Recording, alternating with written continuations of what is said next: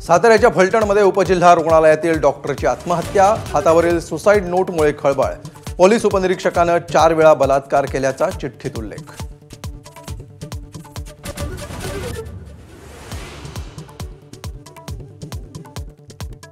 मृत महिला डॉक्टरवर postmortem report बदलण्यासाठी फलटणच्या खासदारांनं दबाव टाकला।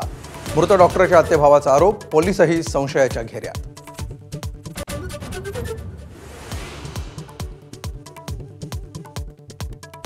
जतच्या राजाराम बापू साखर कारखान्याचं नाव अज्ञातांनी बदललं। वादानंतर राजे विजयसिंग डफळेंच्या नावाचा फलक अखेर हटवला। जयंत बाटांनी कारखाना घशात घातल्याचा पडळकरांचा आरोप।